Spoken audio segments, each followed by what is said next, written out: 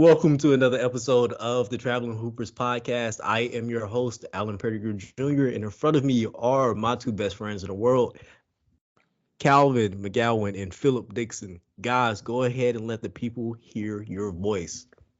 What's up, everybody? I'm Calvin McGowan. As always, it's a pleasure. What's up, everybody? My name is Philip, aka Milk Boy. What's going on? Milk Boy. I really wish this wasn't a family-friendly podcast sometime.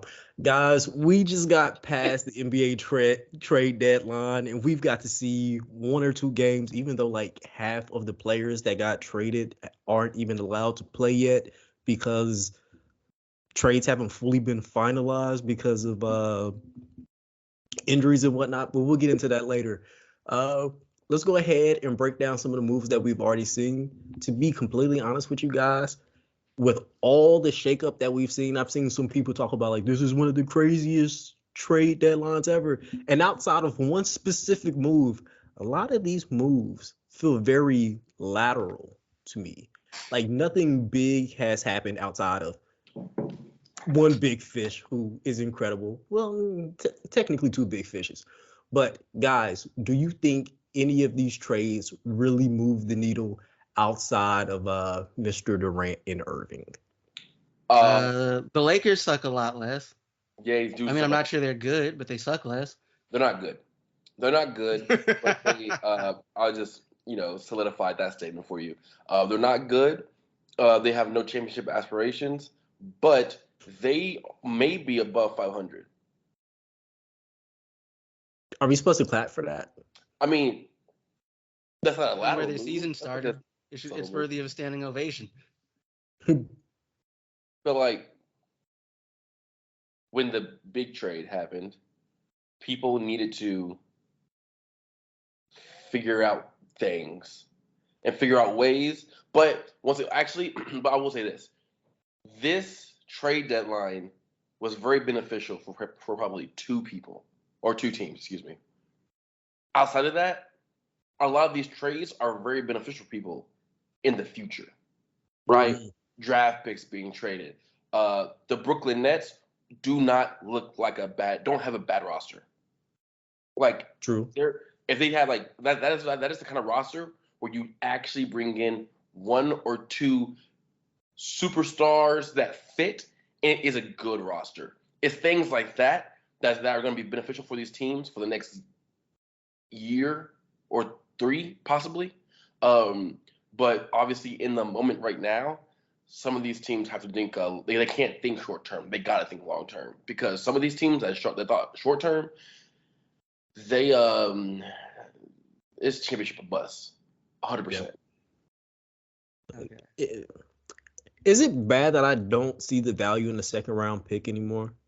Like, I can't think of the last dude who got picked up in the second round that was transformational for a team.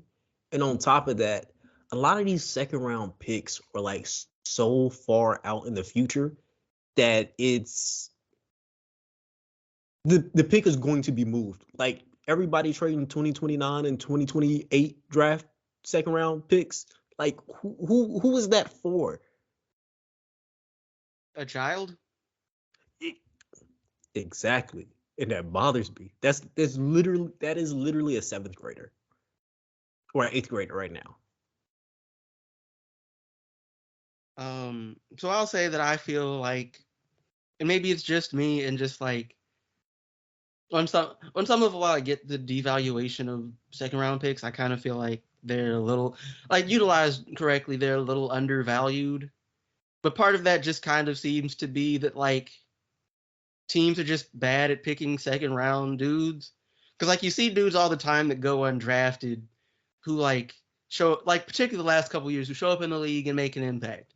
Yeah. Right?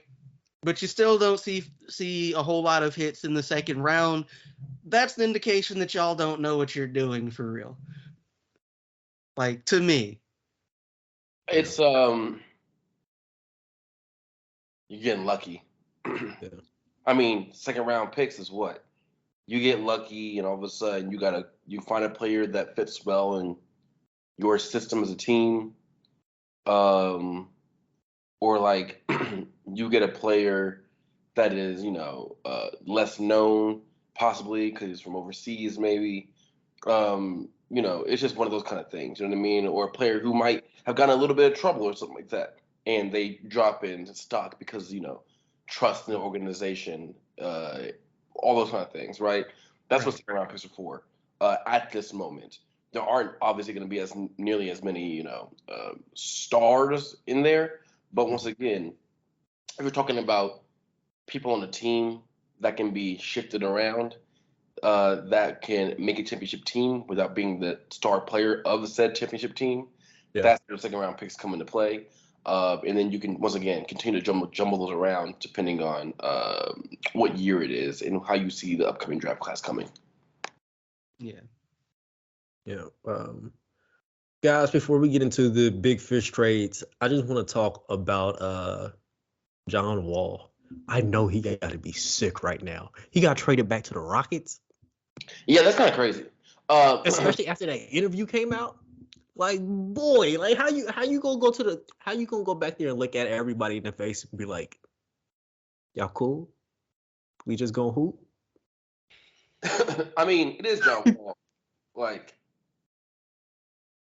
what are you gonna do? You know what I mean? Like, like, what's he gonna do? You know what I mean? Like, pull a Gilbert Arenas? No. And I'm not talking about that specifically. If I'm Coach Silas, I don't know if I even play Buddy. If I'm the front office, they clearly don't watch that podcast. I don't know if I'm. He has to be like an immediate buyout. Gotta be truly. Like the minute you pass, like here's the money, go. Hey, this is so funny though. Like of all the teams in the league, you get traded back to the team you were just talking crazy about a month prior. That wasn't an accident. That was on purpose. Exactly. Hey, he need to be a real one and go ahead and do what he said James Harden did. Got on that PJ, was like, I'm going to Atlanta. Come with me. Like, bro, I'm not coming to Houston. Talk to my people. James Harden's not doing that anymore. He is out there to win a championship and really prove himself since he did not get an All-Star. He's not an All-Star game this year. So he's a man on a mission. Wait, he didn't get it at all? Like, not even as like a... No. Wow. 2011. He's averaging 20 and 11, didn't get into All-Star game. I'm going to have to look up the All-Star rosters because that doesn't... It seemed crazy. I'm trying to think of like the 2-guard spot or even the point guard spot in the East. Because I can't. What'd you say? Because I can't. I can't remember who it is. But he's definitely not in. And I thought that was one of the craziest things, to tell you the truth. Oh yeah, okay. Let's talk about. That's a whole other podcast. The trades. Let's go ahead and talk about the rest of these. These big trades. So, all right. So I'm just gonna go because we touched on Kyrie's trade. I think for the last podcast. Yeah. Yeah. So just everything between there and the deadline. Just some of it I'm just gonna skim through because I see a name on here I barely remembered. Like I didn't know he was in the league. Still. Okay, so anyway, the Heat traded Dwayne Dedmon to the Spurs for the Dwayne Dedmon in a 2028 second round pick to the Spurs for cash, basically. Like cash considerations. All right, the Kings got Kelser Edwards and cash considerations, and the Nets got the draft rights to David Machino, I'm pretty sure I mispronounced that. I don't recognize that player, but he's not going to matter this season anyway. I don't have a. Do you have an opinion about this? Otherwise, we'll just slide on through. We going big fish hunting. We do. I don't care about these little ancillary moves that are clearly for money and then like draft capital. I'm sorry. Let's get straight to it. Right. Kevin Durant to the Suns. Listen. In a wild 14 trade that I feel like they don't talk about the full details of it. Because I feel like I just learned that it was a 14 deal today. if the Suns don't win a championship, they are cursed. There is absolutely listen.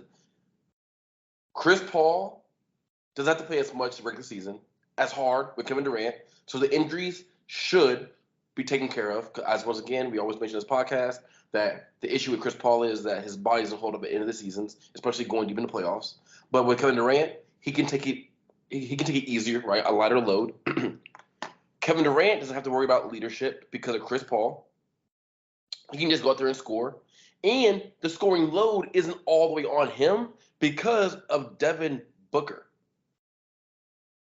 Period. Now, that's not without saying. They can lose in but they shouldn't lose in the Western Conference, right? Then they're better than the Nuggets right now. They're better than the Nuggets, and they're better than Clippers. They're better than Dallas. They're better than all these other teams, right? One, they just need to be better than Dallas, the different Nuggets to make it to the West Conference, to make it to the finals for the Western Conference. Now, can they beat Milwaukee? Can they beat 76ers? I think they have a better chance of beating 76ers than do Milwaukee. But can they beat the Celtics? I don't know. I don't know if they can beat those teams, but they got to make it to the finals. If they make it to the finals, they have a chance to beat anyone. At least there. A chance. Yeah. But, yeah, they got to get there, though. Okay, yeah. They're quick definitely side my note favorite. for those of you, if I may, real quick side note for those of you who, like Alan, just found out it was a 4-team deal. All right, the Suns got Durant and T.J. Warren. The Nets got Bridges, got Mikal Bridges, Cameron Johnson, a dude who apparently exists in Juan Pablo Villette. 2020. Phoenix's 2023, 2025, 2027, and 2027, and 2029 first round picks. The rights to swap for their 28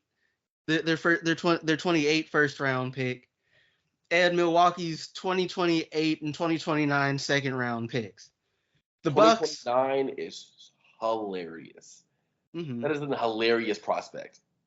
The Bucks got Jay Crowder. That's a good pickup. You lost for the corner three, especially for them. You lost Tucker. You get Crowder. That's a good pickup. The Pacers got George Hill, Serge Ibaka, and Jordan Nwora, as well as 3 future second round picks from Milwaukee, who I'm pretty sure don't have any more second round picks, and cash considerations from Brooklyn. Pacers don't matter. Keep going. What did the Pacers give up in this trade? Like I feel like they got gift wrap stuff. I don't know who they gave up. I don't. That's a good question. Wait, T.J. Warren. Warren. Wait, yeah, T.J. Warren was with the Pacers. Is it wrong? My mind thought he was with the Bucks for some reason. You said what? My mind was like, for some reason, until you brought it up, my mind was like, Warren was on the Bucks. I don't know why my mind thought this. Hey, I still thought T.J. Warren was on the Phoenix, but I know that was like 3-4 years ago. But that's Warren was with the Pacers when you mean Pacers, right? Because he was with Phoenix too. Yeah. Like at the beginning of his career. Oh, okay. Yeah, but look, this trade means so much in like the overall landscape of the league. Like we're back to saying the Suns are actual front runners, at least a top 4 team in the league. And I still do not think they have enough. I think giving up Mikal Bridges is drastic for their defense. I like Kevin Durant. Kevin Durant is not about to be your primary defender like Mikal Bridges was. But is Kevin Durant going to score more than Miles Garrett would give or Miles Bridges would give up? Yes. The plus minus. But like the kind of dudes that Bridges tended to have to guard we're the kind of dudes that like can score, like can put up numbers kind of like KD. And I don't think KD can guard those dudes. But also He can try. But also to counteract my own point, Miles Bridges also doesn't miss games. Right? It's like, what was it? Before the trade, he hadn't missed a game since his junior year of high school. That's crazy. That's such a dope stat. I'm not gonna lie. That's really crazy. That's crazy. That's absolutely dope. Because they were like, Cam was the press conference next to him was like, he was like jittery because he wasn't playing. He was like, I need to play. What time's the game? Because he wasn't playing because he always plays. Right. So just the dependability, because Kevin Durant does get some tic-tac nagging injuries, right? So just in case of dependability, that also goes in. Most dependable player on the Nets roster in years. That's true. That's true. And he's coming off the MCL sprain injury, and I'm concerned. Their best players, or the people who's supposed to be leading this team, are old. These are older players. Like Chris Paul has taken a step back. Kevin Durant still looks like Kevin Durant, but how much longer we got with KD? Like I love this dude's game. I'm concerned about this team. Like I like Booker. He still got to prove himself as far as I'm concerned. In what way? You said what? They went to the finals. So in what way does he prove himself to you? I think Chris Paul was more important in getting that trip to the finals than Devin Booker. And if we're going a second player, Ayton was really big on that run. Like he outplayed Jokic. He outplayed Jokic at some point, man. If for at least 2 games in the final, he almost matched Giannis's production. You were tripping, Alan. I don't even like Phoenix, but you tripping. I'm not a big Phoenix fan either. I can tell. That take you just had was kind of crazy. I'm okay with having the take. Like ahead of Booker though. Booker for that finals run was huge. Like he takes the load off of everyone, literally everyone. So imagine what he's gonna be able to do with Kevin Durant on the floor, and he's not passive. Like sometimes Kyrie's not passive, but sometimes he can come off as a little bit of passive when playing next to like a superstar like Kevin Durant. I don't know, but I don't believe that Devin Booker will be passive by any degree because that boy wants to score and that's it. He don't care about assists. He don't care about rebounds. He don't care about the hockey assists. He don't care about steals. He wants to score, and he's going to score. So with that combined with Kevin Durant, who's going to do what he's going to – Kevin Durant, just from his presence on the court, is going to be their number one option. Just they can say all they want. Devin Booker's he's our guy. He's been here for his whole career. As soon as Kevin Durant takes one step on that court, he is the number one option. And it's not to Devin Booker's fault. Devin Booker is a really good scorer that we see once every 3 years. No one's Kevin Durant. So I'm also curious about this continuity, but they all play differently enough that it should work. But I still have questions defensively, like I do for the Mavericks. Yeah, you have the worst defensive backcourt in the NBA. We're gonna get to them in a couple of seconds. So dealing with the Suns, right? And I know you're only interested in like the big deal trades. Why would they trade for Baisley? Not a clue, bro. I'm gonna be real with you. I have no idea.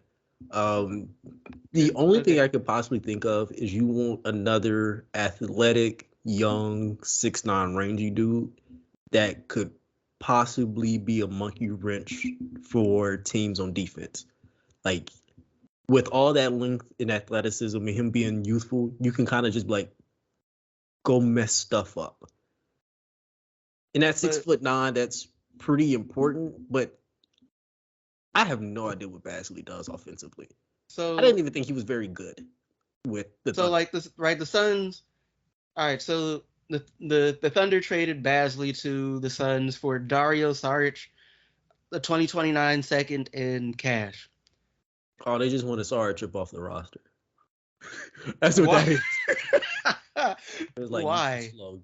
I'm You like, too- like my biggest thing, it has to be pace. Like if you go Okay. look at their roster outside of Bismack Biyombo, they are maybe Jock Landale. They're made to get up and down the floor. okay. Yeah. Shout out to Ishmael Wainwright. He's still out here repping for the city. Repping for the city. Yeah, man. This team, the jury's not out on them. I gotta see more of it. I really want to see. I hate to be the nerdy dude on the podcast. I need to see what those defensive analytics are going to look like, because I do not know if because what's my man that just got traded? Mikal Bridges got up to like 18 points a game this season. Yeah. Both him and correct me if I'm wrong too. Both him and Johnson were two of their better defenders. Like, exactly. So are we looking at the Nets 2.0? No. I mean, it's definitely better defense than that Nets team. The bar is incredibly low. Yeah, the bar is in the trash, but if we go from 30 to 20, that's still low. And I get this is probably going to be like a top 3 offense. So were the Nets. The Nets were the best offense when everybody was healthy. I've seen this movie before. Like the thing though with those Nets was like it wasn't just that they were the worst defense in the league. They were one of the worst defenses historically. Right? This team is definitely better than that. They should be a really good team even if like they're only like a top 20 defense. The question though is still kind of like, like who's gonna guard those perimeter dudes? Yeah. Like, because let's be real, KD's not that guy. Even for people who want to be like, oh, right, he's been playing good defense, and it's just like he hasn't been playing good like man defense. He's been helping. He plays fine defense. He plays good help defense. But I'm not gonna praise a 6'10" guy for playing good help defense because that's what you're supposed to do because you're 6'10". So like this whole narrative around Kevin Durant's defense is ridiculous because you'll never call him a good defensive player. Like good defensive player is not what he is, which is fine because that's not what you want on the court for, right? He is an adequate defensive player who plays good help defense because he has a length for it. Period. Right. Guys, you know what? I think I'm gonna have to eat crow on this. Josh Okogie is a solid perimeter defender. I love Torrey Craig. And I think this opens up a window to get more minutes for Wainwright. They still got to play. About the Suns still? Mm-hmm. They still got to play. Let's move on to something that is drastically more fun and stupid at the same time. This Dallas Mavericks trade with Kyrie Irving and Doncic. Have y'all seen the game of them playing together yet? I saw one of them. I haven't. I looked at the score. They scraped one. Who are they playing that game? Kings. Yeah. I thought they lost to the Kings. No, but he's like. Okay. They did. Because, like, Fox went something like 14 straight points, something like that, in overtime. Yeah. Here's my thing with this. If y'all noticed in that game, a lot of minutes were played off and on. And I don't mean like on ball, off ball. I mean like somebody on the bench, and then you put the other dude in. which I know they're still trying to figure out rotations and everything between these two dudes. Maybe you should have thought about that before you traded. In their defense, they weren't gonna get Doncic help any other kind of way. They clearly weren't about to do it in the draft. They certainly weren't about to do it in free agency. So they had to trade. I'm not sure if that trade should have been Kyrie, but that's beside the point now. This trade was fine. This trade, on a scale of 1 to 10, this trade was a 7. A 7 initially. Then Kevin Durant went to Phoenix, and this trade went down in value because now you just know you're not going to win. I didn't think they were going to win anyway. But they had more. I would trust them having a chance, hypothetically, having a chance to beat the Nuggets than this Phoenix team, like 1,000%, because of the parts, right? Mm-hmm. Sure, Luka's gonna do whatever Luka does, and Kyrie's gonna do whatever Kyrie does, but Chris Paul's gonna work hard on defense, crafty, get people in foul trouble, doing all kinds of Chris Paul stuff, and then they have 2 shooters and 2 scorers like Durant and Booker. Counteracts it. But with the Nuggets, you have Jamal Murray, but you have a lot of other role-playing guards. Then you have Jokic, who plays different and down low, but Phoenix has Ayton. You know what I mean? So just like in terms of matchups, in terms of the intertwinedness of these 3 teams together, once again, the Kyrie trade, which is a better trade, until Phoenix was like, oh, we're going to one-up you real quick. Well, like the thing, though, right? So, just recap the trade. The Mavs, right, got Kyrie Irving and Markieff Morris. The Nets got Dinwiddie, Dorian Finney-Smith, 29 first. Alan, you were right. All these picks are like half a decade out. Stupid. Incredibly. And the Nets also got 2 future seconds. Also probably a decade out, it doesn't say. But like, on the whole thing about the perimeter defense, it's gonna be hot garbage. They can't stop anybody. Let's be like, they can't stop anybody. Like, unless, like, here's the thing, right? For some reason, so like they had like, unless they're gonna give like minutes to Nidalinka as like a defensive specialist or something, and like they're not. Who on this team plays defense? Reggie Bullock. This is my biggest issue with this trade. You traded your best 2 perimeter defenders, and the one dude who has the size, the strength, and the athleticism to competitively defend the elite wings in the league. And now you're giving that up to Josh Green. Because that's your best perimeter defender at this point. Maybe you can throw Morris on some of those dudes, which is cool. He can lean up against them and tire them out. But what he gonna do against KD? What he supposed to do against Kawhi Leonard?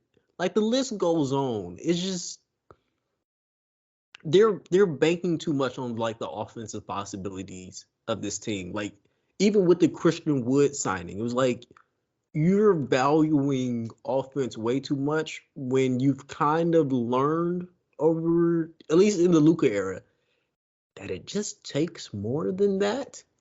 Like, this is coming from a person who has picked the Nets to win the championship the last 3 years.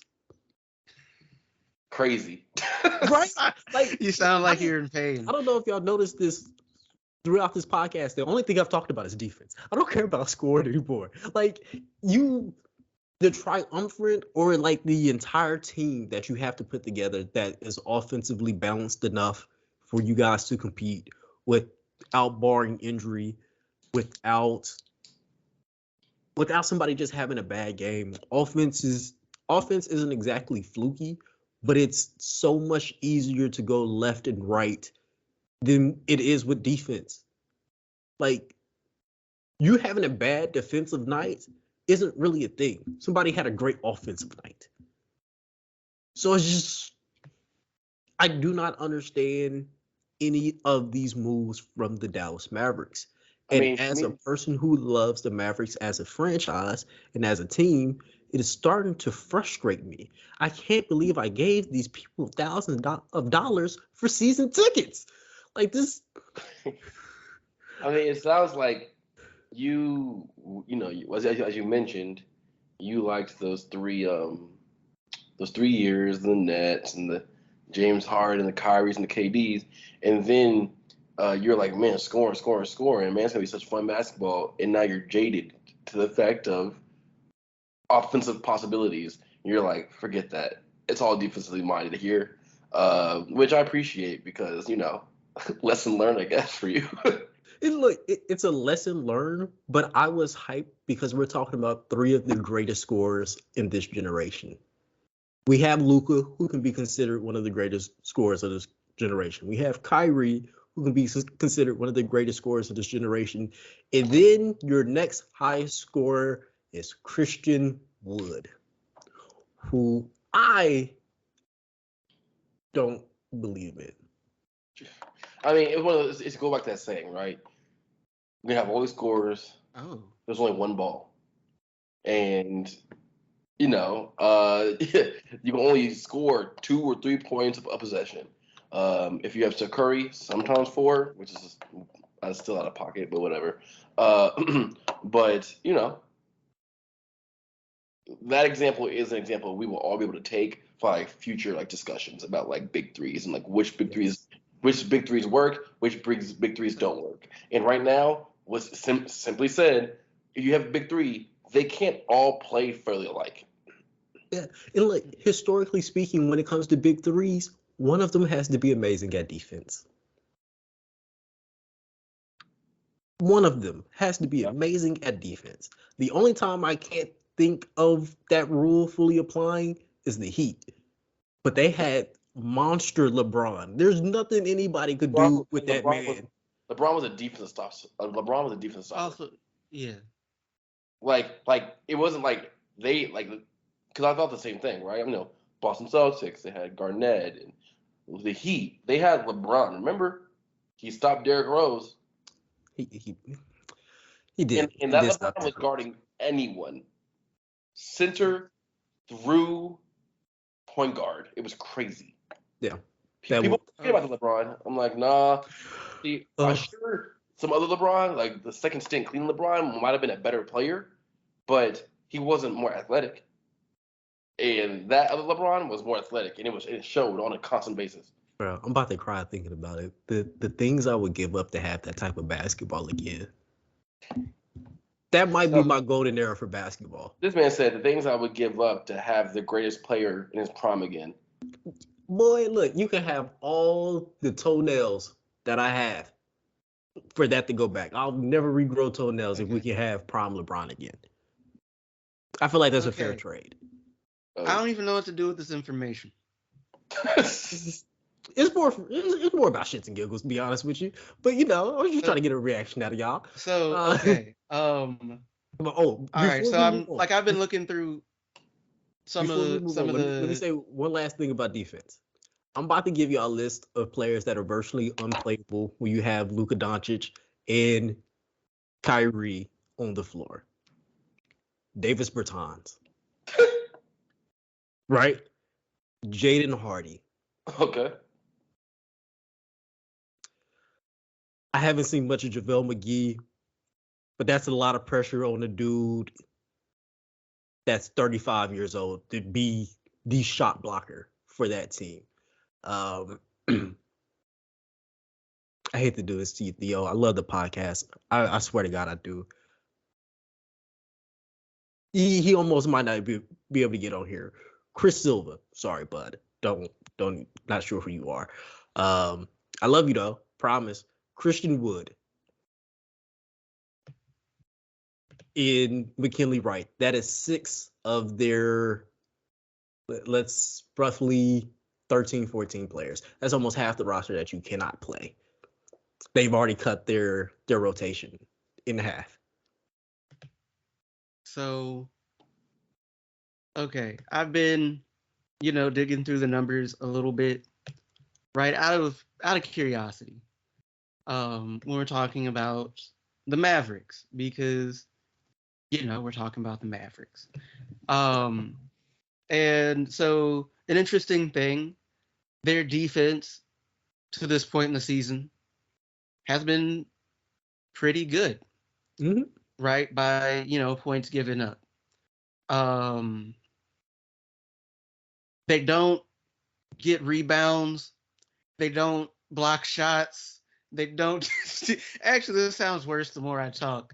They don't get steals, but like other teams have struggled to score on them. The problem for the Mavericks is that their offense also, in spite of having Luka Doncic, is right on the cusp of being bottom tier in the league. Right. And mind you, this is with Luka putting up like 30, 10, and 10 every other night.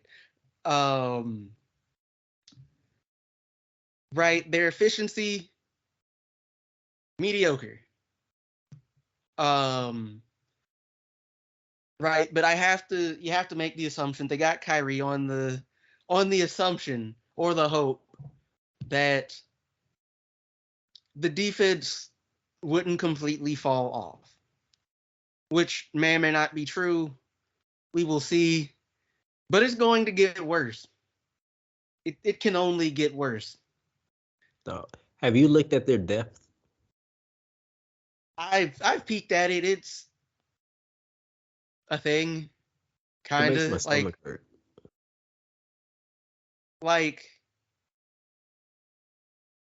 I mean, they're in largely the same position they were before they traded for Kyrie. If Luka gets hurt, their season's over. Yeah, right. Their season's over. They can't win without Luka. Bro, they're relying on way too much. Look, we know that the Mavericks made the Western Conference Finals pretty much with Luka doing a Luka show. And it's nice to have a secondary dude that you can kind of use as an outlet or to give a few possessions where he can just go to work and it's an automatic bucket.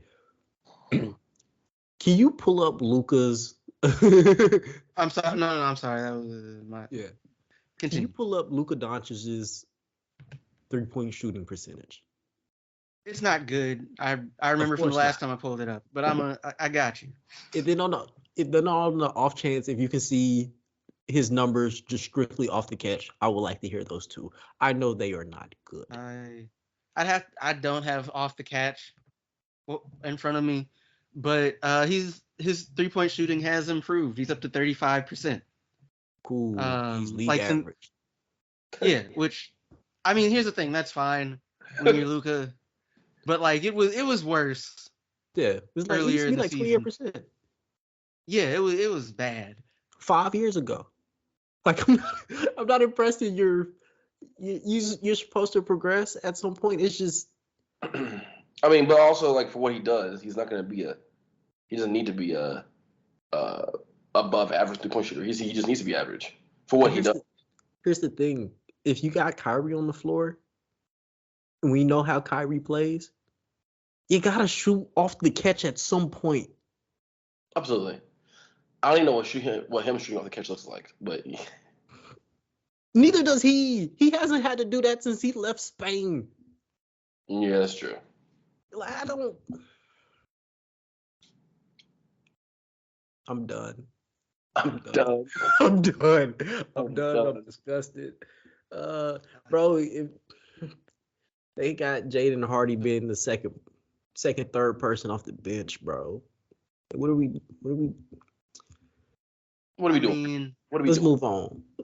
My stomach hurt. This stressing me out. Okay, so I would like to talk about the moves the Lakers made, just because they're interesting. Not because I think they move the needle. I just don't think they move it enough to matter.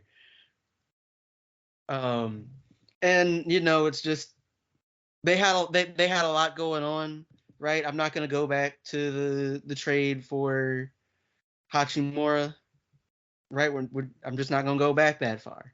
But the Lakers, they were busy, right, heading into the trade deadline, right? They've got D'Angelo Russell back, right? Man, They also had. look at how that worked.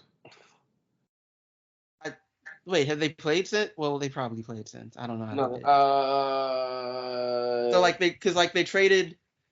did. So they got Russell, Malik Beasley, and Jared Vanderbilt. The Timberwolves got Mike Conley and Nickeil Alexander-Walker, in addition to 3 second-round picks. And the Jazz got Westbrook, Toscano Anderson, Damian Jones, and the Lakers first here in 2027, which will probably be a good pick if we're being honest about it. But still, Bronny would be in LA to save the Lakers by then. It's okay. We don't got to worry about that. I don't think he'll be able to. No, he won't. He's gonna be an average NBA player. I think he's got a chance to be a good NBA player, but he won't be when he gets the The first first couple Missing years. the fact that this is a joke. I'm sorry, I'm too deep in the analysis. I know. But the Lakers flipped Westbrook's contract for dudes who would be better able to play off of LeBron. Dudes who will be better off LeBron in year 38 is a ridiculous statement. Yeah, but let's be real. That's the only reason you make this move. They're not trying to tank. I know. They don't have their draft picks to tank with. I know you're absolutely correct. I know you're correct. But when's the last time we've ever had a team trade somebody younger than them who is like a star for somebody who's 38? Like the issue with the Lakers is they're always doing so much for win now, and they never do things for win in the future. Right? LeBron's only going to be around for another 2 years, possibly 2-3 years. So what are you going to do beyond LeBron? Not just with LeBron, who's aging. And if you see how he plays, he's obviously aging. Yes. Oh yeah. All right. So do y'all remember my breakdown of this Lakers roster earlier in the season? Yeah. Okay. You know how I said one half is dudes that are a little past their prime, but they're still good. Right. Mm-hmm. They went straight, let's just get a bunch of young dudes that haven't done much, but could do something. Like, I like Mo Bamba. Mo Bamba has taken steps to become a better player. Mm-hmm. And incrementally, he does make their front court better. Yeah, he does. But that's not saying much for what they started off as. Listen, they have a bunch of role players now who are young and pretty athletic. Yeah. That is good. I mean, you need more athletic. You need more athletic with LeBron and AD. But all of this does not fix the issue of AD being made out of toilet paper. Like, this man is fragile, and you can do all the building you want around him. If he's not on the court, it doesn't matter. He's on the court right now, but he's grimacing every other game. It does not matter if he's not on the floor. And I've never been like a really huge Anthony Davis fan, but at this moment right now, you cannot build a team around Anthony Davis. You've never been able to build a team around Anthony Davis. But the narrative at one point was that you could, and the narrative that wasn't too long ago, right? And they were wrong. They were wrong. Very wrong. But then you're up against the wall. That's hindsight, though. But it wasn't hindsight. It was literally. Well, okay, it's his hindsight. Entire career. You said what? I'm like, it's hindsight for most people that aren't you. But he made one playoff series in 7 years. He was always there. You put yourself up against the wall and when your team is dependent on a 38-year-old and an injury-prone person. So, what I will say though, right, as I look at kind of look more into it, something they did accomplish with these trades is they got dudes who can they finally have some dudes who can shoot threes. They did. Like they massively upgraded their 3-point shooting ability, which, fairness, wouldn't be hard. But an upgrade is an upgrade, and some of these dudes should be able to really knock it down, which is, what you want if your two primary dudes are supposedly, well, are AD and LeBron. Assuming they're both healthy, they're probably not going to both be healthy for any length of time. But, they can dream.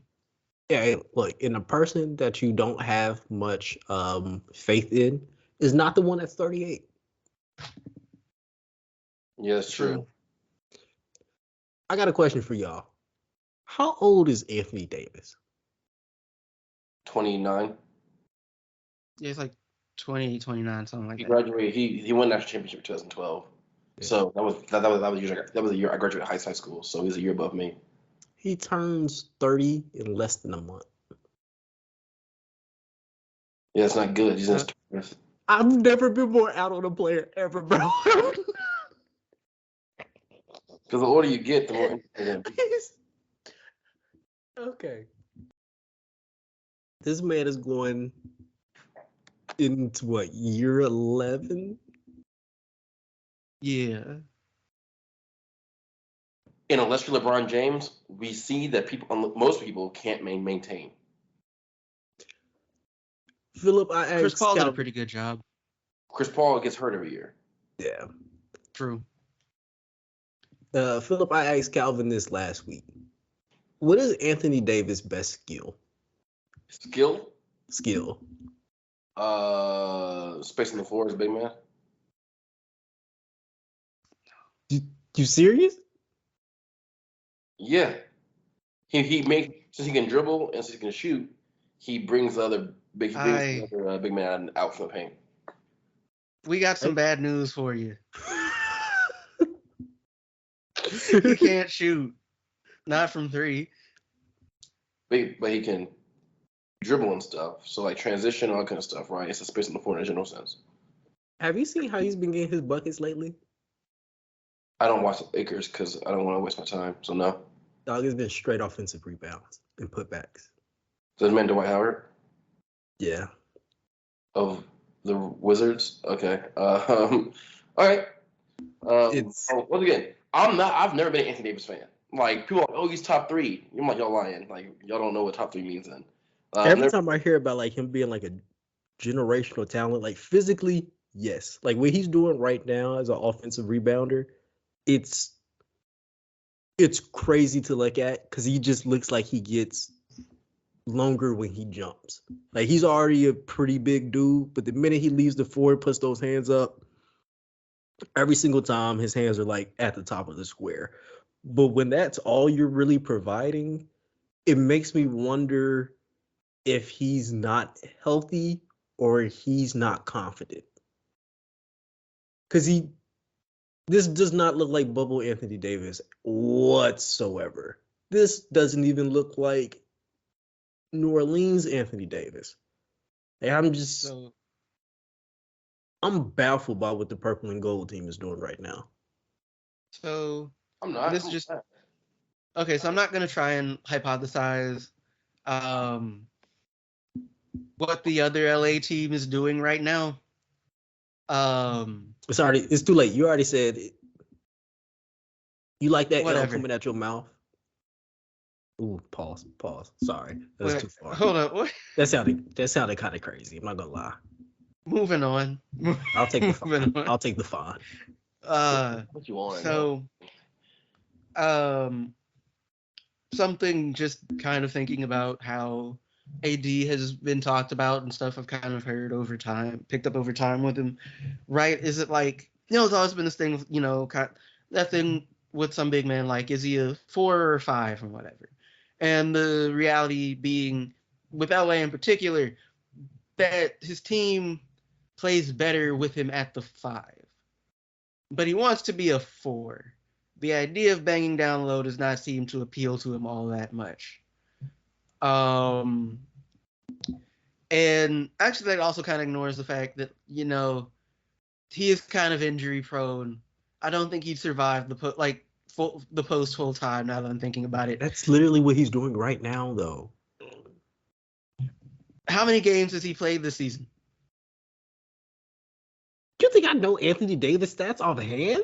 Why would I do that to myself? I hope not. If you did, I'd be judging you. I would never. Let me look it up real quick. I'm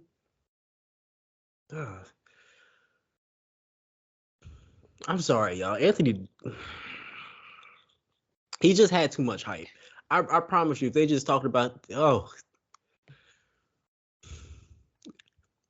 worst part about talking a lot of crap about a player without having their stats in front of you? You don't know what their production's looking like. His do you know what he's averaging for the season? Not at all. 26 points, 12 rebounds, 2.5 assists. Crazy numbers. How many games he played? It doesn't look. You said 33? Yeah. According to ESPN anyway. 33. It just doesn't look good. He's productive. It just doesn't look good. The issue is it looks good. It's just not equaling up to wins. But that's been his thing his entire career. I don't know how people fell for this. I don't get it. This is the empty stat man. Absolutely. He on the top 75 list. I still need a break, y'all. I still kind of wish I'd gotten to see him and Cousins in the playoffs back during that whole short-lived thing. That was fun. What was that? 2018? They were that 1 year, right? Yeah, it was like 1 year. And the thing is, okay, it was like a year and a half, I think. But they were basically never healthy at the same time. Can't put injury-prone people as your forerunner of your franchise, aka what the Clippers have done also. The thing is, Cousins wasn't injury-prone at the time, right? That injury that he got during that time is basically why he's at where he's at now in the league, which is somewhere maybe just kind of out here. Podcast. Wait, what? You're doing podcasts. Oh, okay. Well, the more you know. But AD, he's never he's not a first option, right? He looks the part. The stats are there, but as a first option, it doesn't translate into wins. And truthfully, what the Lakers would need from him now is to be a legitimate first option, because LeBron, he's still LeBron, but he's not LeBron. You know what I mean? Yeah. Yes. He can't carry like he used to, right? He's still got stupid numbers, right? He's averaging 30 points, 8 rebounds, 7 assists, and a steal a game, right?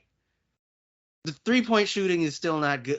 His 3-point shooting is not good, right? He's settling for a lot of jumpers, compared.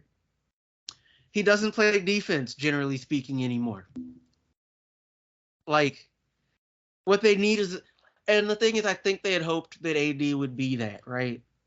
That, he would get with LeBron and they'd be successful and he could, phase into being the guy for real, as LeBron, slowly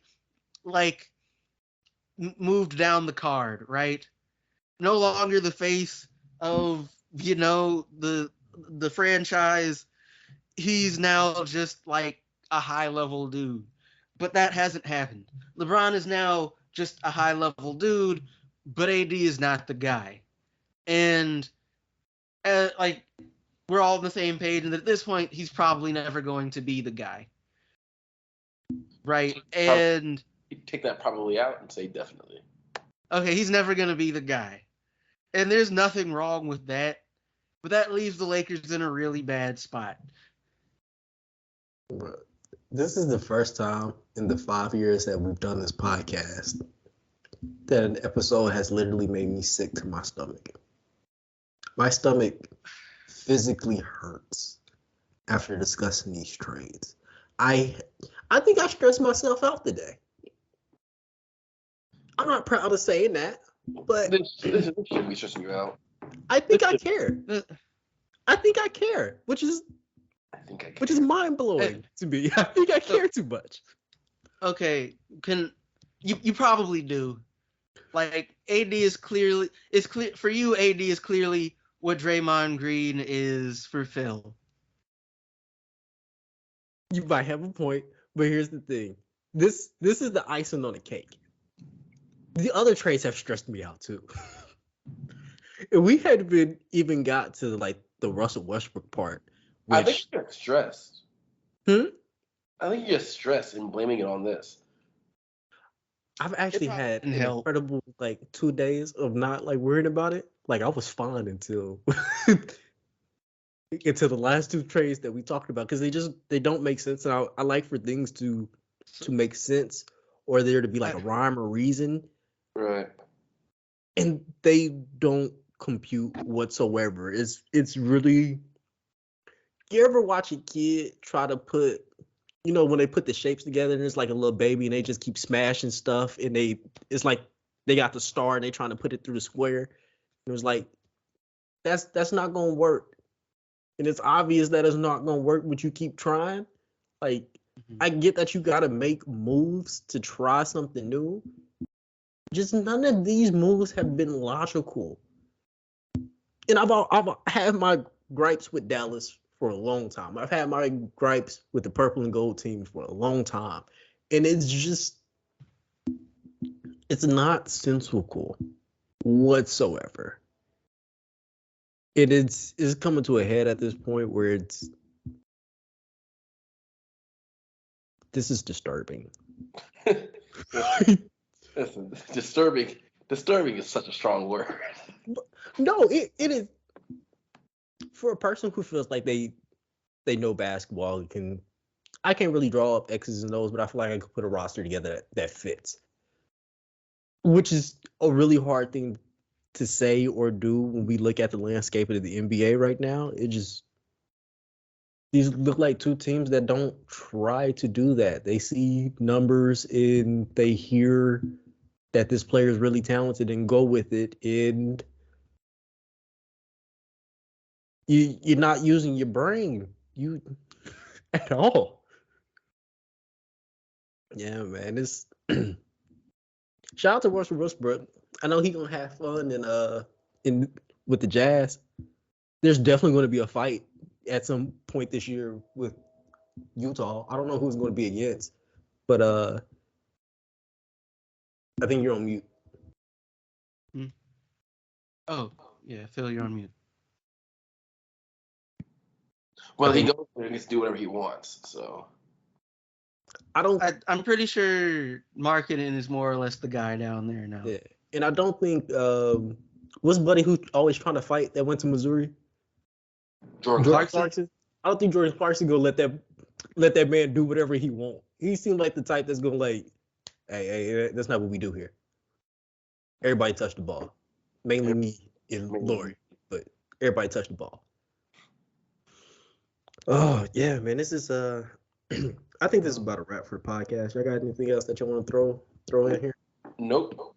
Not really. Well, guys, thank you so much for joining us for the most stressful episode in Traveling Hoopers podcast history. I'm going to go settle my tummy after this. I have been your host, your very stressed out host, Alan Pettigrew Jr. In front of me are my two best friends in the world, and they're going to go ahead and sign us out. Once again, everybody, I'm Calvin McGowan. It's a pleasure. Thank you for joining us. If you're joining us on YouTube, like, share, and subscribe. Leave something in the comments. You can listen to us wherever you listen to your podcast. And apparently, God is not a fan of overtime. Super Bowl. Okay. Super Bowl. Right. Interesting. Oh, that's funny. Well, go Chiefs. Chiefs. Put one on Fist City, Calvin. Yep. Philip Dixon. Got a lot of other stuff coming out soon. You'll hear about. Thanks for listening, and sayonara.